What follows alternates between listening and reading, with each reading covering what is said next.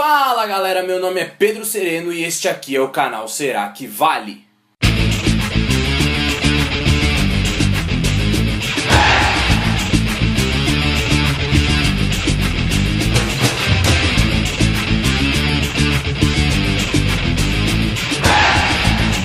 Bom gente, e tem um tempo eu falei da Copa São Paulo, da Copinha, né? Copa São Paulo de Futebol Júnior.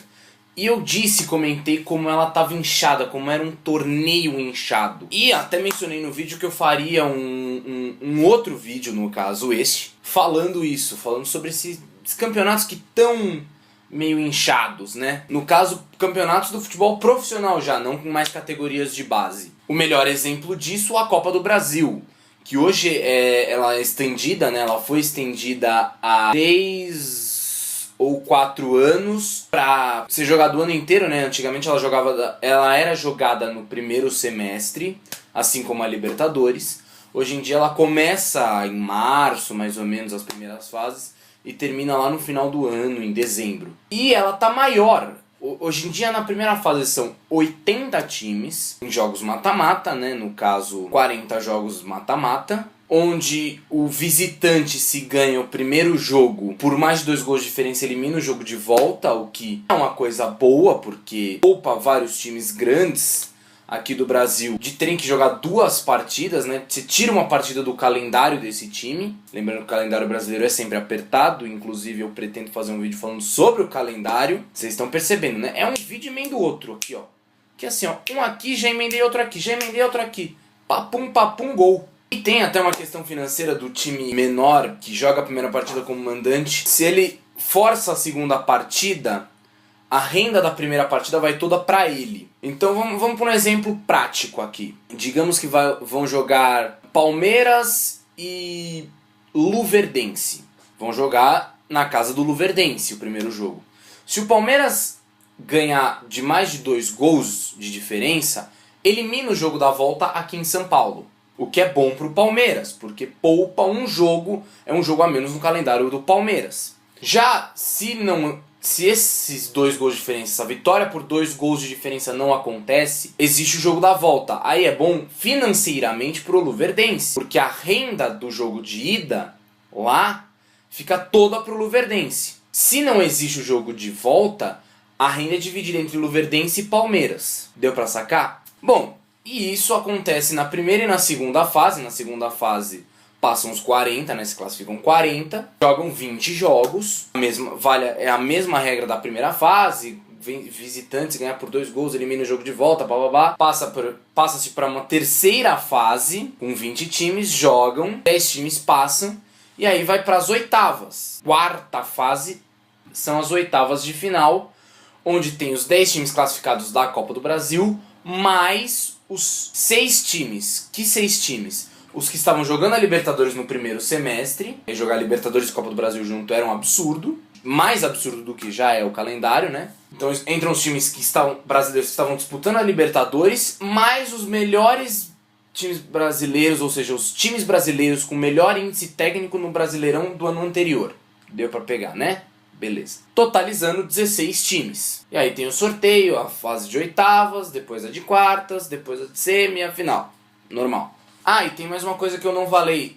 Se eu não me engano, os times eliminados na terceira fase, na segunda ou terceira fase, eu não sei exatamente. Eu acho que são na terceira. Na terceira fase, esses times eliminados na terceira fase, eles garantem a vaga na Copa Sul-Americana. Eu sei que não deve estar fazendo sentido pra vocês, nem pra mim. Mas é assim, o time brasileiro que disputa a Sul-Americana é o time que cai na terceira fase da Copa do Brasil. Você vê que é muito inteligente, né? É realmente muito inteligente isso. Como é que eu me classifico para um torneio internacional, sendo eliminado de um torneio nacional?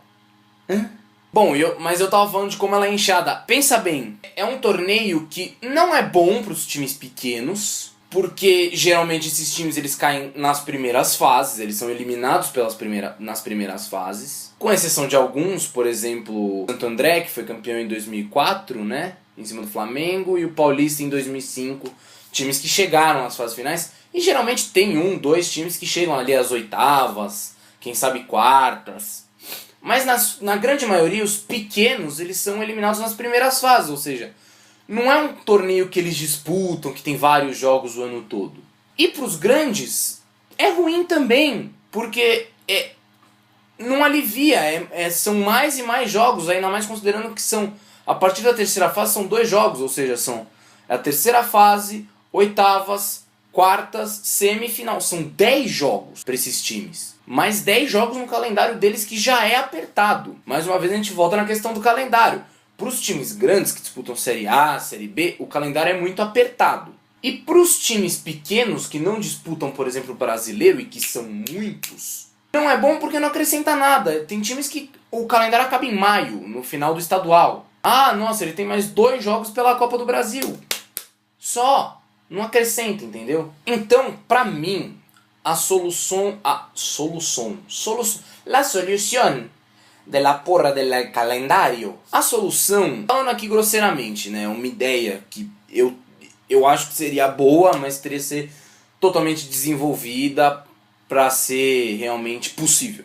Você poderia criar uma Série E, uma 5ª divisão do Campeonato Brasileiro. Assim como o bom senso já deu essa ideia de criar com mais de 500 times. Minha ideia era assim, uma Série E com 400 times, divididos em 20 grupos. 20 grupos de 20 times. Onde você teria um grupo principal, que seria, vamos dizer assim, a Série E, a 5ª divisão oficial, onde os 4 primeiros, por exemplo, se classificariam para a Série D, para a 4ª divisão. Os 4 últimos cairiam para esse grupo principal. Mais 19 grupos secundários, onde o principal, quem participa do grupo principal?